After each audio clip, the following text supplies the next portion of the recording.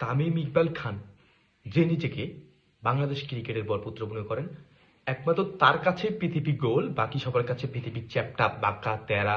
তামিম ইকবাল এমন একজন ক্রিকেটার, তার কাছে সিনিয়র জুনিয়র কোনো কিছু ম্যাটার করে না। সে যাকে ইচ্ছা তাকে গালি দেয়, যাকে ইচ্ছা তাকে বকা দেয়। তার কাছে সে শ্রেষ্ঠ, তার কাছে সে বাংলার ক্রিকেটের নবাব।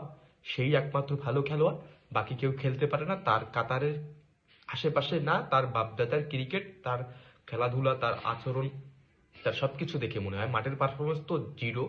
মাঠের পারফরমেন্সের বাইরে বাকি সবকিছু দেখে মনে হয় ক্রিকেট ইংল্যান্ডের জন্ম না, ক্রিকেট তামিম ইকবাল খান পরিবারের জন্ম। ক্রিকেটের জন্মদায়ক তামিম ইকবাল খানের পরিবার। সে এমনভাবে ক্রিকেটারদের সাথে ব্যবহার করে, মাঠে সে এমনভাবে আচরণ করে, তার আচরণ দেখে মনে হয় ক্রিকেটের জন্ম ইংল্যান্ডে না, তার পরিবার ক্রিকেটকে জন্ম দিয়েছে।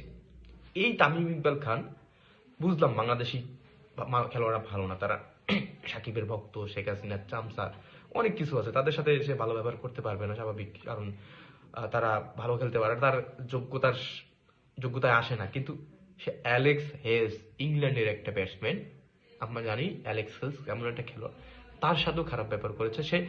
ডেভিড মালানের সাথে খারাপ ব্যবহার করার মতো একটা ভঙ্গিমা দিয়েছে সে। এমন কোনো খেলোয়াড় নাই যার সাথে সে নিজেকে তুলনা করেনি বা একটা বাকবিতন্ডায় জড়ায়নি। এই তামিম ইকবাল খানকে নাজমুল হাসান খান পাপন দীর্ঘদিন মাঠের বাইরে রেখেছিলেন। কেন রেখেছিলেন এটি এখন দেখে মনে হয় যে নাজমুল হাসান পাপনই ভালো কাজ করেছিলেন। এই তামিম ইকবাল খানকে অনেকে সমন্বয়ক বলে আখ্যায়িত করে। আমি জানি না তাকে কেন সমন্বয়ক বলা হয়, সে নাকি চট্টগ্রামে আন্দোলনের অগ্রগামী ভূমিকা পালন করেছে। কিন্তু এই তামিম ইকবাল খানই 5 তারিখের আগে গণভবনে আগস্ট মাসে শেখ হাসিনার সাথে দেখা করেছিলেন। তার জলযন্ত্র প্রমাণ আপনারা পেয়েছেন।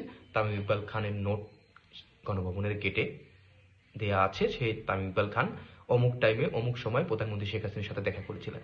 এই তামিম ইকবাল খান অতীতে বেগম খালেদা জিয়ার সাথে দেখা করেছিলেন।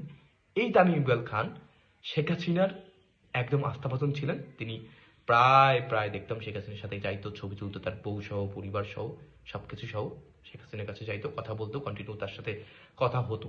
এই তামিম ইকবাল খান বর্তমান ডক্টর মোহাম্মদ ইউনুসের সাথেও তার একটা ভালো সখ্যতা রয়েছে।